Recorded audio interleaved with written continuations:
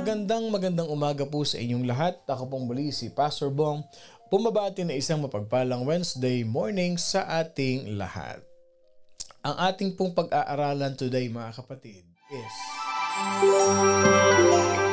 the atonement. Ano ba talaga pastor yung atonement na yan? Palagi naming naririnig yan. But somehow, it hasn't been emphasized to us. Saan ba nanggaling yan? Bakit nangyayari ang tinatawag na atonement? When it comes to salvation, when we talk about Jesus Christ, we always hear the word atonement. Okay, ano ang biblical foundation natin yan? Let me share to you the verse that will really give us a foundational for this word atonement.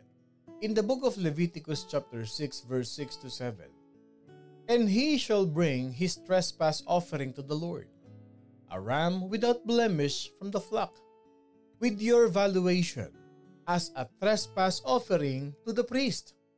So the priest shall make atonement for him before the Lord, and he shall be forgiven for any one of these things that he may have done in which he trespasses." Again, Leviticus chapter 6 verse 6 to 7, "And he shall bring his trespass offering to the Lord, a ram without blemish from the flock with your valuation, as a trespass offering to the priest. So the priest shall make atonement for him before the Lord, and he shall be forgiven for any one of these things that he may have done in which he trespasses." The Old Testament, mga kapatid, uses an interesting word, the word atonement. Sabi ko nga kanina, marami sa atin nakakapakinig nito, pero hindi natin lubos na nauunawaan ang word na atonement. Yes, naririnig natin Jesus Christ as the atonement for our sins. Sa Tagalog, yung word na atonement ay pagbabayad sala. Kabayaran, pagbabayad sala. Okay? Katumbas, kabayaran sa ating kasalanan. Katumbas or katapat ng kasalanan natin. Yun ang tinatawag na atonement. Okay? Sabi nga sa Tagalog, ang pari ay gagawa ng pagtubos para sa kanya sa harapan ng Panginoon tungkol sa bagay na kanyang nagawa, at napatunayang nagkasala siya ay patatawarin. Yun yung kabayaran ng kasalanan, pagbabayad sala. Okay? So, the Bible in the Old Testament, it uses a single word in connection with what? The forgiveness of God.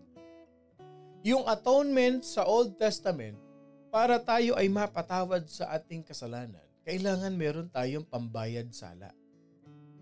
Forgiveness of our sins, atonement, mga kapatid. In other words, the word atonement means cover up. Para takpan, bayaran ng ating kasalanan. Iniaalay yan sa templo ng Panginoon. At na nagfa-facilitate niyan yung mga high priest, yung mga pare ng panahon na yon, mga kapatid, no? In Leviticus, it tells us that these sinful Hebrews, itong mga makasalanan ng mga Hebreo na ito, ng mga Jewish, no? They need to bring a guilt offering to the priest. And the priest shall be the one who will make atonement for him before the Lord. Ito mga priest na ito ang magre-represent sa kanya doon sa tabernacle, doon sa temple, upang ang kanyang kasalanan ay mapatawad. And he will be forgiven. Yes. Sa lahat ng, for any one of the things which he may have done, or to bring oneself a guilt. Lahat ng kanyang pagkakasala, lahat ng kanyang ginawa, alimbawang meron siyang nagawa na alam niya nagkasala siya sa Panginoon, pupunta siya sa templo, magdadala siya ng isang ram o tupa na walang bahid, malinis, hindi pilay, walang kapansanan, puting-puting tupa yon, at iaalay niya yun. At yung pare, yung priest, yun yung magre-represent sa kanya para siya ay mapatawad sa kanyang kasalanan. Sabi nga nung verse 7, "So the priest shall make atonement for him before the Lord, and he shall be forgiven for any one of these things that he may have done in which he trespasses." Yung kanya naging pagkukulang, yung kanya naging pagkakamali, kasalanan. Atonement means to cover. Yes, it is the same Hebrew word that was used in Genesis chapter 6 verse 14. To cover. Atonement is to cover. mga kapatid. No? So kung babasahin natin ang book of Genesis, nakalagay din doon where God give an instruction to Noah kung paano niya bubuuhin yung ark, yung Noah's Ark, mga kapatid. Genesis chapter 6:14. Make for yourself an ark of copper wood. You shall make the ark with rooms and shall cover it inside and out with pitch. So yung sa Leviticus, yung sacrificial system, it functioned for a time or nagawa nila, nagamit, nangyari for a time being, it was temporary and incomplete in nature. Ibig sabihin, dun sa Book of Leviticus, yung ginawa nilang atonement o yung pagbabayad sala, hindi ito permanente. Kulang at kulang pa rin. It was just a temporary rituals for the people of Israel, for this Jewish people to be forgiven by their sins. Hindi ito yung talagang way. Okay? Cover ito. Pambayad sala, but it doesn't really mean na talagang ultimately you are forgiven. Ritual ito na ginagamit noon in the time of Leviticus. Mga kapatid, the sins of those living under Levitical system. Yung atonement ng Old Testament, ang tawag dyan Levitical system para sila ay mapatawad. Ngayon, ang tanong, Pastor, ano ba yung Levitical system? Ano po yung Levitical system sa Bible? Okay, what is Levitical system? The Levitical system is primarily described in the Old Testament in the book of Leviticus. Okay? Ito ay isinulat, mga kapatid. It is a detailed set of laws and rituals. Ang book of Leviticus or Levitical system, punong-puno yan ng law. Bawal ito, wag ito, hindi ganito, dapat ganito. At maraming ritual system dyan. Kagaya na lang ng halimbawa ang isang taong may ketong o may leprosy. Pagka siya ay pinagaling na, okay, yung dugo ng ibon ipapahid do sa pakpak, palili pa rin yung ibon, ang katunayan no na siya ay pinalaya na. May mga ganun. Meron dyan yung hindi mo pwedeng tabihan ng asawa mo, pagka siya'y bagong panganak na halimbawa 7 araw, 1 buwan, ang babae na dinudugo, may reglang babae, hindi mo pwedeng tabihan kasi marumi. So dito sa Leviticus, it is a book of a detailed set of laws and rituals, including sacrifices for tinatawag nating unintentional sins. Yung mga kasalanan na hindi naman natin sinasadya. May mga sacrifices or may mga paraan na para mapatawad ka sa kasalanan mo na hindi mo naman kasi sinasadya pero gusto mong mapatawad. Yun ang tinatawag na Levitical system.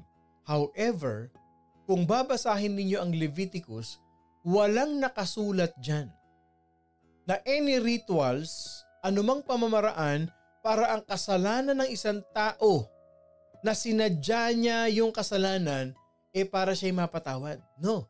Ang nakalagay lang sa Levitical system is the forgiveness of unintentional sin. Pero yung intentional sins, walang rituals. Ibig sabihin, walang sinulat sa Levitical system para mapatawad ang isang tao na sinadya niya yung kanyang kasalanan. Let's say, sinadya mong pinagplanuhan mong patayin si person A. Sinadya mong nakawan si person B. Sinadya mong gawa ng masama isang tao. Walang nakalagay sa Levitical system kung paano mapapatawad yan. Kabaligtaran naman yan noong tinatawag na grace and mercy na ibinigay sa atin ng ating Panginoon Diyos. Yes, the grace and mercy that was introduced by Jesus Christ's sacrifice and resurrection. So the system was a means of atonement and allowed people to enter into the presence of God, and it was a divine revelation to Israel through Moses, yung Levitical system, as part of what? The covenant obligation that was given at Mount Sinai. So yung mga laws na yon na ibinigay ng Diyos kay Moses, mga kapatid, ito yung Levitical system. Ang sumulat niyan si Moses din. Okay, Meron kasing dalawang types of sin in the Levitical system, mga kapatid. No? In the Levitical system, there were sins that were categorized. Dalawang klase ng kasalanan ang nasa Levitical system. Unintentional, ito yung committed unknowingly, hindi ko alam. Mali pala yun eh. No? Pero meron ding intentional or committed willfully. Pag sinabing committed willfully, alam mo nang mali, ginawa mo pa. Alam mong hindi tama pero itinuloy mo.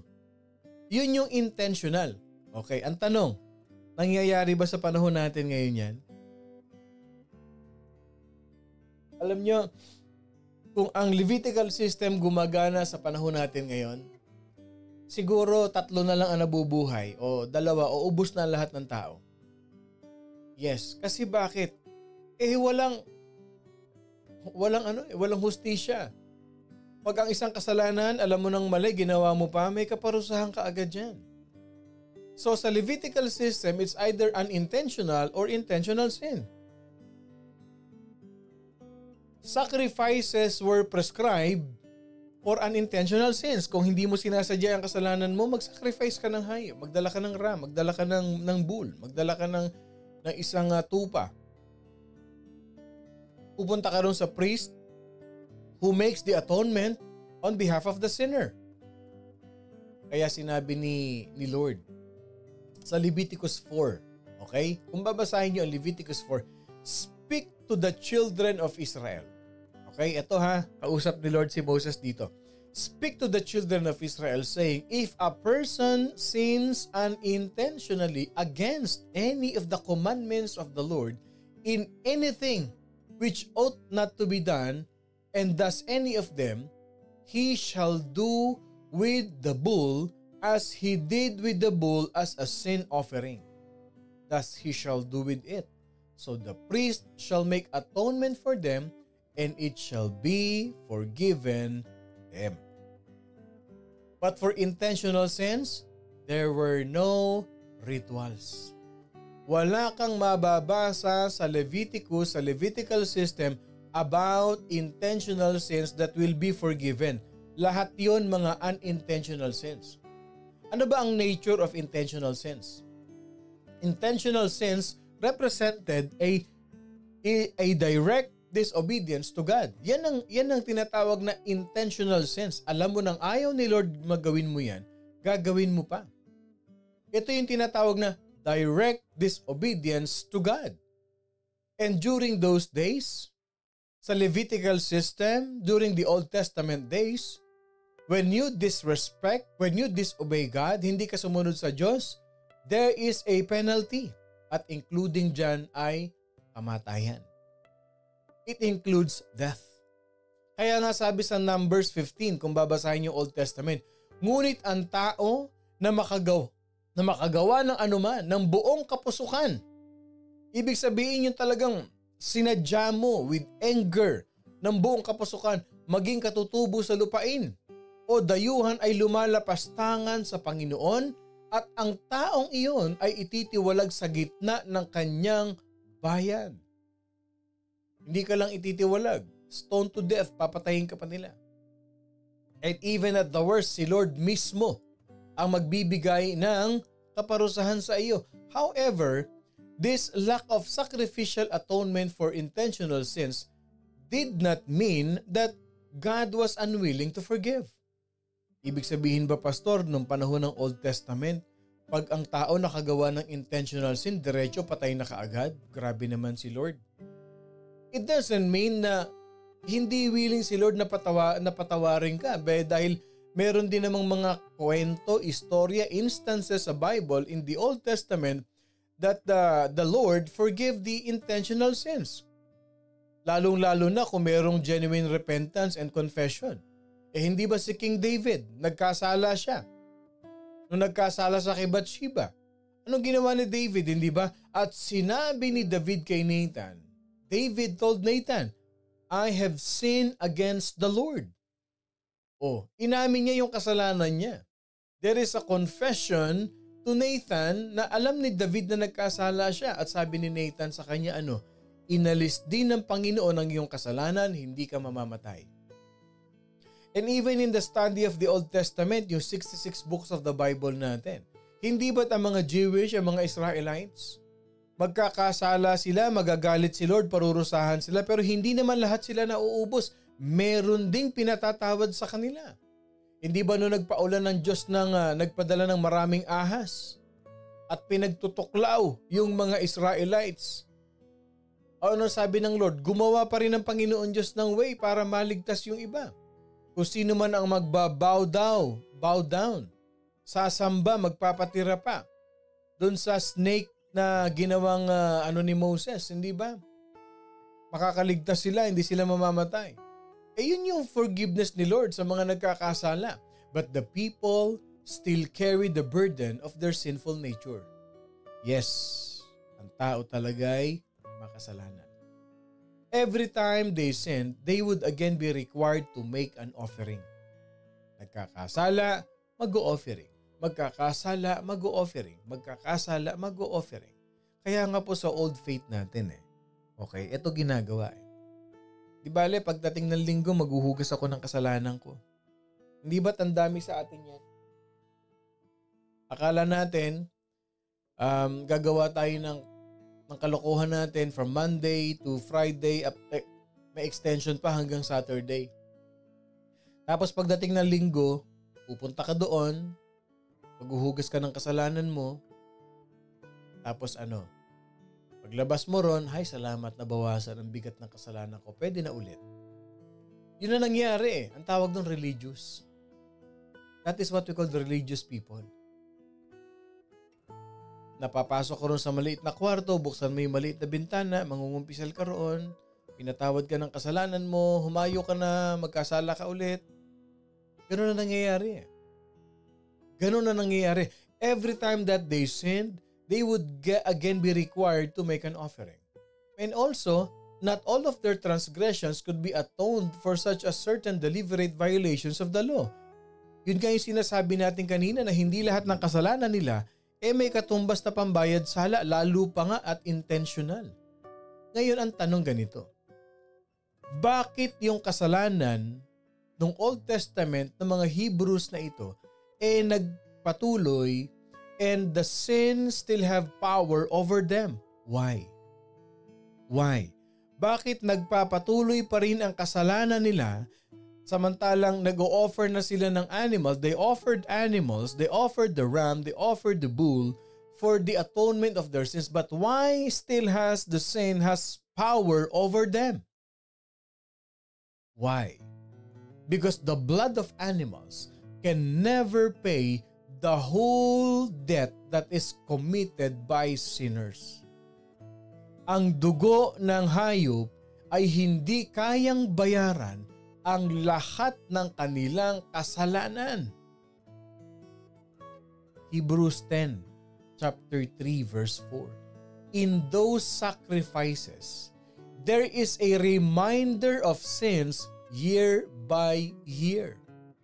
Sabi ng Book of Hebrews, it is impossible for the blood of bulls and the blood of goats to take away sins. Mga kapatid, in God's economy, whenever we sin, it creates a shortage. Whenever we sin, it creates a deficit. Whenever sin occurs, something is taken or something is demanded from the sinner. Sa pagka tayo nagkakasala, tandaan natin mga kapatid, nagkakaroon ng kakulangan, nagkakaroon ng shortage, nagkakaroon ng deficit ang buhay natin. And there is a demand whenever we commit sin. And ultimately, God requires death as payment for sin. Even in the New Testament, in Romans 5, through one man, sin entered the world, and death through sin. And so death spread to all men because all sinned. Lahat tayo nagkasala. Nung tayo'y pinanganak, meron na tayong kasalanan. At ang kabayaran ng kasalanan ay kamatayan. Yan ang totoo. Ang kabayaran ng kamatayan ay kasalanan. So ang tanong ganito, Pastor. So if the penalty for sin is death, then why did God not immediately end the lives of Adam and Eve? Yun naman pala, Pastor, dahil kay Adam and Eve nagkaroon tayo ng kasalanan kahit pa bagong panganak. Bakit ba hindi nilang pinatay ni Lord si Adam at si Eva? Bakit ba hindi na lang sila namatay tuloy dahil sa kanila nadamay tayo? Hindi ba sinabi din ni Lord talaga sa kanila yan na mamamatay sila? Saan natin makikita? Sa Genesis 2. Subalit mula sa punong kahoy ay ng pagkakakilala ng mabuti at masama, huwag kang kakain. Sapagkat sa araw na ikaw ay kumain ay tiyak na mamamatay ka. Surely you will die. Do not eat from the tree of knowledge and evil. Dahil pag kumain ka, surely you will die. So why does He not do the same for all sinners? Bakit nag-provide pa si Lord ng atonement of animals that is insufficient to deal with our sinful nature? Ayan ang tanong. Hindi ba? O yun naman pala, Pastor eh. Ang tanong, bakit naman si Lord nagbigay pa ng temporary na solusyon? Na yun naman palang pag-offer ng dugo ng hayop is insufficient or temporary na hindi naman pala for eternal, hindi pang matagalan. Na year by year, gagawin nila yun. Bakit hindi lang talaga yung isang offering na lang, tapos na lahat? Bakit hindi ganun na nangyari? The answer is very simple. It is simple, but it is life-changing. Alam niyo kung bakit? Sabi ng Hebrews 10, for the law, yung atonement, Levitical system, law yan. For the law, having a shadow of the good things to come. Anino lang ito ng paparating. And not the very image of the things. Hindi ito talaga. Shadow lang ito.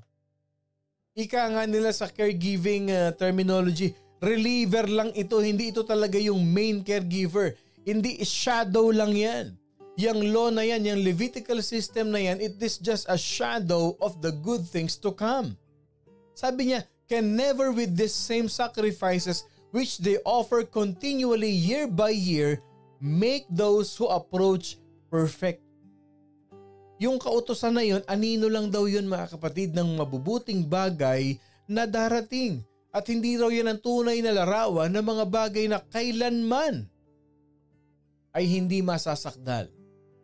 It is showing us how much we really need Jesus. And by that law, it shows us, it teaches us to have faith that God can provide us with everlasting life. You see, pag meron tayong ginawang mali, okay? Pag dinisobey natin si Lord, may tinatawag na retribution. Yung katumbas ng ginawa mong paglapastangan sa Panginoon Diyos. It is the equivalent or the penalty of your sins. Ang tawag doon, retribution. And God is interested in more than just punishing His people. Oo, pinaparusahan ni Lord yung mga tao niya, pero hindi yun talaga ang purpose ni Lord. He is not interested in giving the punishment to His people because they disobey Him, but the Lord desires something more than giving punishment for the disrespect that they shown Him. Ang purpose ni Lord, something more. The desire of God is God wants to fellowship with us. God wants to have fellowship with His people. And He, the Lord Himself, willingly paid the ultimate price to rescue us from our sin and reconcile us to Himself like what He did. At yung ginawa ni Lord na atonement, yung ginagawa sa Levitical system, ang forgiveness nun is one by one. Mag-offer ka, papatawarin ka. Pero kung wala kang offer, sorry ka. Pero itong ginawa ni Lord, ito yung talagang main good thing. Hindi ito yung shadow. The forgiveness of our sins is once and for all. That the Bible says, by that we will have been sanctified through the offering of the body of Jesus Christ once and for all. Yun. So yung atonement dun sa Levitical system, it's just a shadow. Ipinakikita lang ni Lord na meron pang mas makapagtutubos sa inyo na isa lang. Ipinakikita ng Diyos na mahal ko kayo, nabibigyan ko kayo. Ito, patikim ko lang ito sa inyo na kung paano pinatatawad ko ang mga unintentional sin, pero itong ipadadala ko sa inyo na magiging atonement, sacrificial lamb will also forgive those intentional sin na ating nagawa sa buhay natin. By His grace, by His mercy. That's why His death on the cross, His resurrection, Jesus Christ completely replaced our sinful nature with His righteousness. Para ano? So that we can have eternal fellowship with Him. Ang ganda ng atonement. Ano sabi ng 2 Corinthians? Kaya't kung sino man ay na kay Kristo, siya ay bagong nilalang. Ang mga lumang bagay ay lumipas na. Tignan ninyo, ang lahat ay naging bago. At kung naniniwala ka na ikaw ay tinubos ng dugo ng ating Panginoong Hesukristo, ang sabi ng Bible, if anyone is in Christ, he is a new creation. All things have passed away. Behold, all things have become new. And if you believe in that, type in the comment section, ako yun. Mine. Kung meron tayong dapat i-mine, yan ang minamine natin. Type in the comment section, if anyone is in Christ, he is a new creation. Ako yun. Mine. Yung lumang pagkatao ko, wala na, lumipas na yan. Ako yun. Type in the comment section, ako yun. Ang mga lumang bagay sa buhay ko, lumipas na yan. Mga nagkasala sa akin, pinakatawad ko na. Mga nagawa ko sa kasalanan, pinatawad na ako ng Panginoon. Ako yun. Mine. Yan ang mga nagmamine. At ito maganda, ang lahat ay naging bago. Ako yun. Ako yun. Iba na ako. Bagong nilalang na ako, hindi na ako magagalitin. Hindi na ako mapag-isip ng masama sa kapwa ko. Hindi na ako takot magpatawad. Hindi na ako kuripot magpatawad. Hindi na ako kuripot sa Panginoon. Ako'y bago na. Ako'y bago na. The old has gone and the new has come. Ako yun. Kung dati masasakitin ako pero tinubos na ako ng Panginoon Diyos. Malakas na ako, magaling na ako. Ako yun. Wow. Yun yung atonement ni Jesus Christ. It covers the multitude. An intentional sin, you are forgiven. Kaya nga po sinasabi ko ito paulit-ulit. I don't know. Pero isang malaking tanong na tatanungin ko sa Panginoon. How could a sinner like me can be used by God to preach the gospel, to share the word of God? Dahil alam ko I was an intentional sinner. I know it's wrong but I did it. And many times I committed those intentional sins. But I don't know. Bakit ako ginagamit ni Lord? Isang tanong ko yan sa Kanya. Ano sabi ng Lord? Lahat ng ito ay mula sa Diyos na tayo'y pinagkasundo niya sa Kanyang sarili sa pamamagitan ni Kristo. Wow. We have been reconciled with God because of His Son Jesus. Yung atonement ng Old Testament, one by one. Pero yung atonement through Jesus Christ, it covers the whole world. Lahat ng tao, tinubos na. Isang tubusan na lang, mga kapatid. Kaya nga ang tanong who will set me free from the body of this death?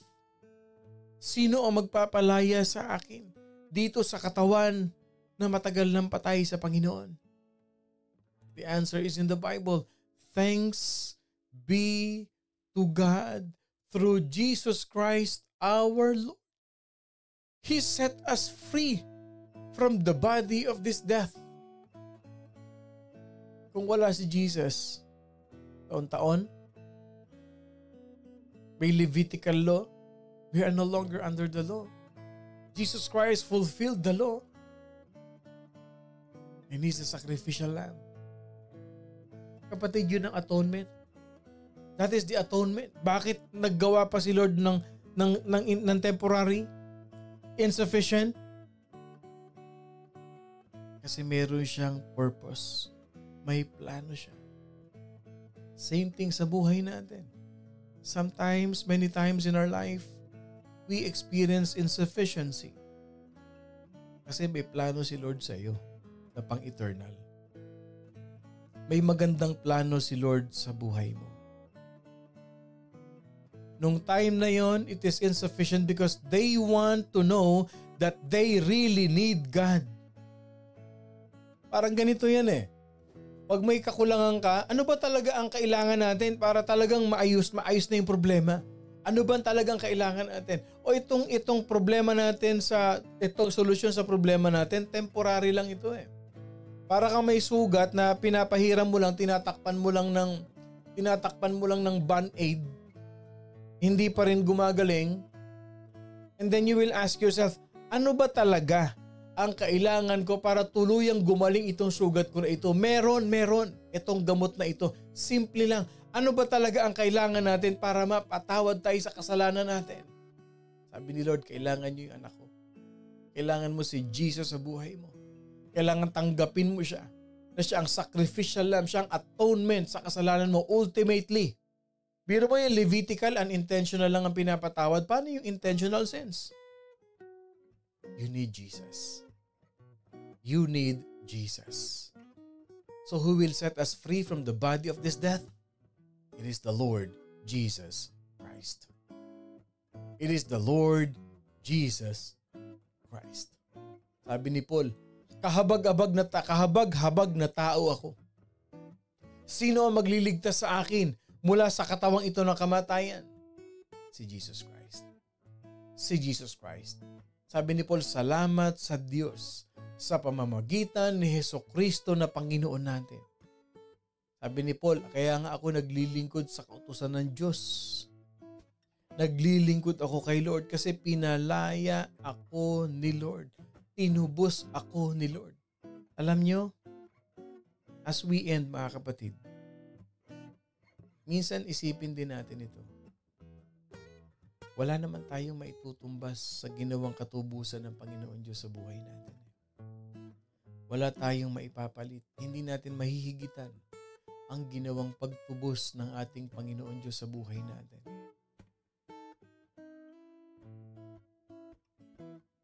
Inalis niya tayo sa kadiliman. Dinala niya tayo sa liwanag. Walang ibang makagagawa nun kundi si Jesus lang. Let this be an encouragement to us. Bakit ba tayo nagsaserve sa church? Bakit tayo nagsaserve sa ministry? Simple lang.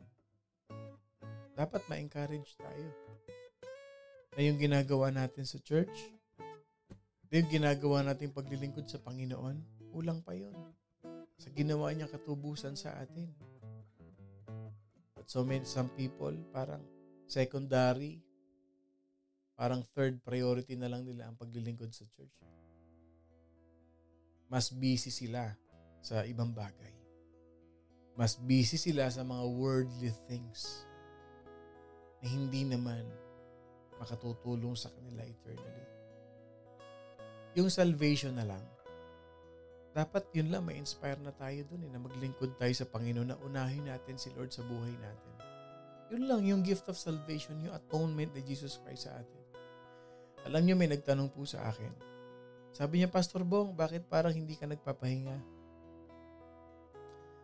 Bakit every once in a while nakikita kita, may gawain ka? Ano ba ang nagda-drive sa iyo? Bakit ganyan ka kasigasig, ganyan ka on fire sa ministry? Bakit parang Hindi ka namin nakikita nagpapahinga. Oo, totoo yun. Kasi alam niyo kung bakit? There is only one thing that really inspires me in serving the Lord. And that is my salvation. That is my salvation. Wala nang iba pa nakaka-inspire sa akin.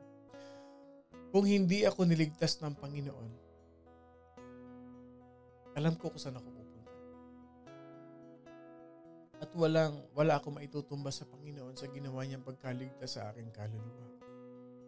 Kaya naisip ko noon, naging promise ko sa Panginoon, Lord, marami pang bong ang nais kong maabot. Mga tao na they are headed to damnation. Pero gamitin mo ko, Lord, para masyaran ko sila ng gospel. And now, panalangin ko, Lord, gamitin mo ang morning devotion para makapag-proclaim kami, makapag-share kami ng gospel sa maraming tao. Kapatid, kung meron man tayong inspiration, encouragement, walang iba kundi yung salvation natin. Yung atonement, yung sakripisyo ni Lord, yung ginawang kamatayan, yung pagkamatay ni Jesus Christ sa cross para magkaroon tayo ng kaligtasan ng ating kaluluwa. Yun lang. Wala nang iba. Yung ibang mga dahilan, bonus na lang yun. Pero ang main part dito is yung ating salvation. Huwag natin kakalimutan yan. Huwag natin kakalimutan. Let us pray. Maraming salamat, Panginoon, sa umagang kay ganda na muli ay ibinigay mo sa amin ang very powerful revelation mo, Panginoon. That the atonement for our sins is by your blood. By your sacrifice on the cross, Panginoon Diyos. Binigyan mo kami, Panginoong, eternal forgiveness, Panginoon, sa aming kasalanan. Salamat, O Lord God. Salamat. Let this be a reminder and inspiration to us in continuously serving you, Father God. Walang ibang dahilan, kundi ang pasasalamat namin na kami niligtas mo. Sa iyo ang papuri at mataas na pagsamba. Sa araw na ito, ikaw ay dinadakila namin, itinataas namin sa aming buhay. Thank you, Lord God. Maraming salamat po. In the name of the Father, the Son, and of the Holy Spirit, releasing all your provision and favor sa buong Morning Devotion family. In Jesus' name we pray. Amen and amen and amen. Magandang umaga po sa inyong lahat. Ako pong muli si Pastor Bong, bumabati na isang mapagpalang Wednesday morning sa ating lahat. I hope may natutunan na naman tayong napakahalagang bagay sa buhay natin. Laging tatandaan, you have been redeemed by the blood of Jesus. You can now live an abundant life in the presence of God. At wag na wag kakalimutan, mga kapatid, we are blessed by God. I love you all with the love of the Lord.